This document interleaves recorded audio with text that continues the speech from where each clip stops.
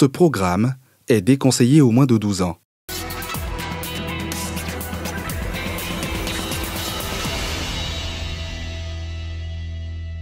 Je ne pouvais pas, mais j'ai pris mon courage. On dit quand tu tombes dans l'eau, tu n'as plus peur de fraîcheur. Il faut un djihadiste pour se comporter de cette manière. Il paraît qu'il voulait coucher avec la femme, elle a refusé. Et voilà pourquoi cela arrive.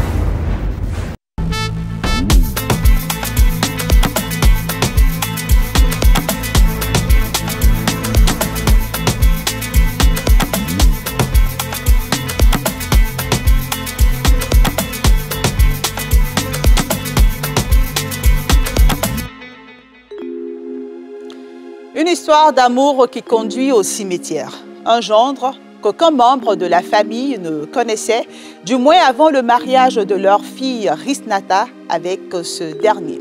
Cette jeune fille de 23 ans est tombée amoureuse d'Aruna, 44 ans, un homme qu'elle ne savait pas si cruel. 5 mois de mariage auront suffi pour que le conte de fées prenne fin brutalement et qu'Aruna montre sa face hideuse, jusque-là méconnue. Le corps sans vie de sa femme Risnata a été découvert, la gorge tranchée dans un puits, et tout porte à croire qu'Aruna est l'auteur de ce crime crapuleux. Au centre de cette affaire hideuse, la frustration d'un époux qui s'est vu refuser des rapports sexuels par sa dulcinée, sa femme. Les faits se déroulent à Bionnois, à 85 km d'Aboisseau. Retour ce soir dans Focus Faits divers sur cette affaire révoltante qui continue de hanter plusieurs sur les bords de la Bia.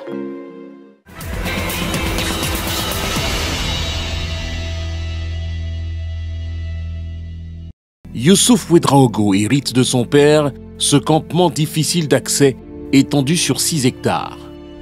Il y cultive le cacao et l'éveilla avec le concours de ses employés, parmi lesquels Sanadrissa et sa famille, dont son fils Adama et sa femme Fatih Ouedraogo. Venu dans ce campement pour quelques jours, Aruna, frère cadet d'Adama, a un coup de foudre pour la sœur de la femme de son aîné.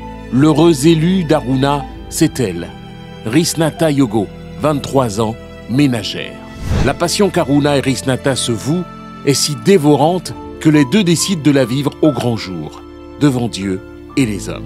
La fille était chez son oncle et c'est là-bas le beau de son mari, parce que celui qui a demandé la main de la fille a marié la sœur du monsieur. Donc c'est là-bas il a vu la fille, il a demandé la main de la fille et puis ils ont fait leur mariage. Le mariage célébré avec faste, Aruna, qui résidait derrière le fleuve, la Bia, à une 50aine de kilomètres, décide d'aménager avec son épouse dans le campement où vivent ses parents. Seulement voilà, à part l'oncle et tuteur de Risnata, plusieurs membres de la famille de la mariée ne connaissent pas du tout leur gendre. Le mari de ma petite sœur là, bon, franchement, je ne connais pas le monsieur là, je ne l'ai jamais vu. Même après le mariage, il a posé la question, il dit ah le monsieur, c'est vous connaissez le monsieur. Ah, comme bon, elle était mon oncle, ah, c'est mon oncle qui le connaissait. Mais pour les parents d'Aruna, il n'y a pas de souci à se faire car leur fils, croit-il, est incapable de faire du mal à une mouche.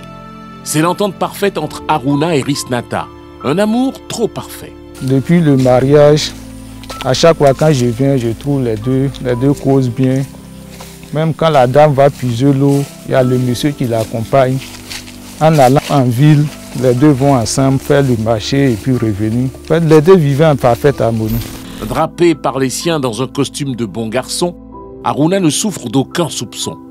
Pourtant, personne ne connaît son passé récent, encore moins ses antécédents dans son campement d'origine. 5 mois après leur mariage, Aruna et Risnata vivent un véritable conte de fées. Tout allait dans le meilleur des mondes possible jusqu'au mercredi 24 avril 2024. Aruna et Risnata sont introuvables depuis 3 jours. Dans la foulée des recherches, les parents d'Aruna, submergés par une vague d'inquiétude, cassent la porte de la case du puits. Ils font une découverte déconcertante. Quand je ne l'ai pas vu, j'ai défoncé la porte. Je n'ai rien vu. Je ne vois pas bien. C'est le téléphone seulement que j'ai vu. C'est après que ma petite fille est rentrée. C'est elle qui a vu le sang. C'est là que j'ai su qu'il y avait vraiment un problème. Il vivait avec sa femme ici. C'est ici que le lit se trouvait. Mais après, on a dû enlever le lit et puis les autres, puisqu'il y avait du sang. Très vite, l'affaire se répand comme un feu de forêt.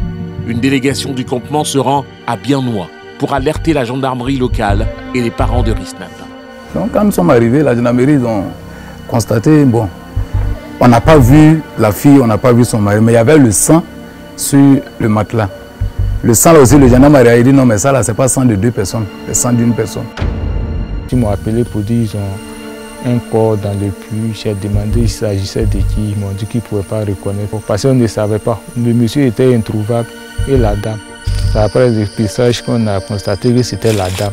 Scandalisés, indignés, frappés par la stupeur et l'effroi, les populations passent par un florilège d'émotions. Il a fallu une sacrée haine pour trancher la gorge de cette jeune femme et jeter son corps sans vie dans un puits. Qui peut bien être l'auteur d'une telle atrocité? Mais les parents de Risnata sont persuadés que les habitants du campement avaient déjà été bien imprégnés des faits avant l'arrivée de la gendarmerie. Effectivement, on s'en vérifie et la fille est dans le puits. Donc, selon moi, eux-mêmes, ils avaient déjà le son que la fille est dans le puits. Le corps sans vie de Risnata est repêché d'un puits de 7 mètres de profondeur par la communauté villageoise en présence de la gendarmerie et des infirmiers. L'incompréhension et la douleur sont d'autant plus grandes que Risnata était une fille appréciée de tous. Tout le monde est décontenancé par cette découverte macabre, une vision d'horreur insupportable. Vraiment, quand je suis arrivé là-bas, ça m'a dépassé. Je n'ai pas pu tenir. J'ai pleuré de larmes. J'ai vu le corps. Au moment où on repêchait le corps, c'était devant moi. La dame a été égorgée. Sincèrement, vraiment, ça m'a choqué. Ça m'a choqué parce que c'est ma fille, c'est la fille à mon grand frère. Donc moi, je considère que c'est ma fille directe. Je ne pouvais pas, mais j'ai pris mon courage. On dit quand tu tombes dans l'eau, tu n'as plus peur de fraîcheur. Selon les médecins, cela fait 3 jours que le corps est dans ce puits. Un tricycle est appelé d'urgence pour conduire la dépouille à Biennois, où elle sera inhumée le même jour, au cimetière, vers 21 h. La tension est à son comble entre les deux familles. Et les maris qui devaient nous encourager, ils nous ont fui, ils ont laissé le corps même pour nous donner. C'est nous-mêmes, on s'occupait de notre corps, on a cherché tricycle, ils sont allés prendre le corps pour venir, on allait l'enterrer, tout et tout. Ils nous ont même pas approché. Les habitants ont beau fermer le puits d'eau dans lequel le corps de Risnata a été découvert, il n'empêche que l'ombre de la jeune dame plane sur le campement. Par ailleurs, les soupçons s'accumulent comme les questions, car il n'y a toujours aucune trace de l'époux. Haruna a-t-il été enlevé par le criminel présumé de sa femme? Est-il l'auteur de ce crime crapuleux? C'est le début d'une énigme des plus importantes. Et très vite, Haruna ne tarde pas à attirer l'attention. Dès qu'on est arrivé au village, ils nous ont appelés pour dire qu'ils l'ont vu traverser la Bia pour aller dans le campement où il vivait. Donc en même temps, je suis allé voir ses parents et on a dépêché 2 motos pour aller là-bas, pour aller le chercher. D'ici, il a marché. Il était tellement fatigué, même tous ses pieds étaient enflés. Arrivé là-bas, ils lui ont demandé, il dit il n'y a rien. Bon, lui-même, bon, il était perturbé. Et donc on a appelé là-bas pour qu'on puisse l'attraper pour ne pas qu'il fuit. Ceux qui étaient avec lui ont dit qu'il ne peut même pas fuir puisqu'il a des problèmes même à marcher. Que quand ses frères sont arrivés, ils lui ont dit ah, vu l'état dans lequel tu es, il faudrait qu'on t'envoie à l'hôpital pour des soins. C'est là qu'ils l'ont convaincu et puis il est monté sur la moto.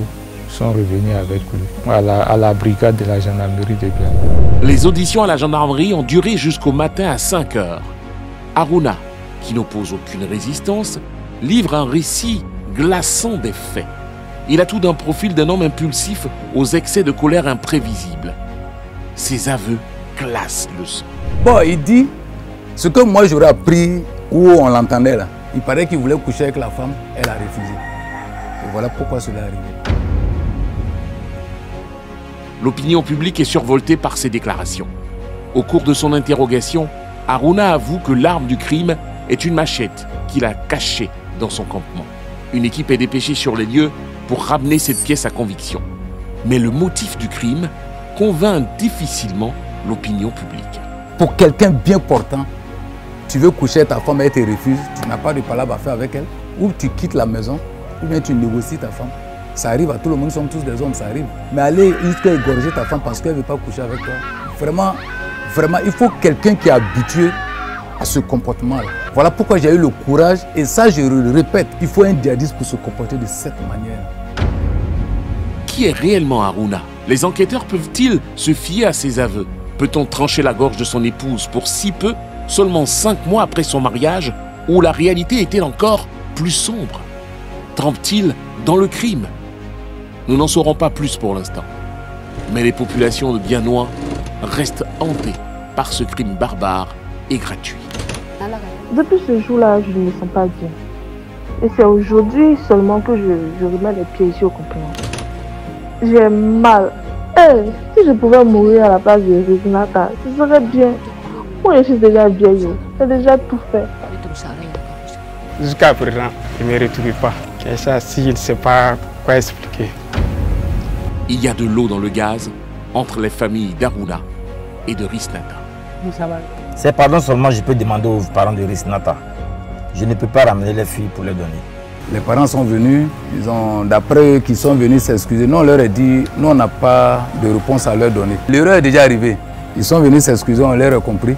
Mais nous on leur a dit qu'on ne veut plus que le problème de la fille là arrive vers nous. Ils ont déjà tué notre fille, donc il ne faut plus venir nous déranger. Fort heureusement, les parents de la victime Risnata s'en remettent à la justice pour que la lumière soit faite sur la disparition tragique de leur fille et que l'auteur de cette atrocité subisse la rigueur de la loi. La commissariat de la main de justice déjà, on sait que la justice fait son travail. Risnata Yogo, 23 ans, quitte ainsi le monde des vivants, dans la fleur de l'âge. Elle ne demandait qu'à vivre, à avoir une vie de couple. Son bonheur n'aura duré que 5 mois. Ses vêtements et autres affaires personnelles sont toujours dans sa chambre conjugale. Cette chambre dans laquelle son époux lui a tranché la gorge avant de jeter son corps dans un puits. Fin triste et particulièrement brutale pour la jeune Risnata qui, comme toutes les femmes, rêvait du bonheur conjugal. Son époux et présumé bourreau a été déféré à la prison civile d'Aboissou. Les enquêtes sont en cours afin de découvrir les activités sombres antérieures d'Harouna, car il ne serait pas à son premier essai. Sans état d'âme, il aurait tranché la gorge de celle qui partageait sa vie et jeté par la suite son corps dans un puits. Ce crime, à lui seul, en dit long sur cet homme mystérieux que tous considéraient comme inoffensif et sans histoire. Bonsoir.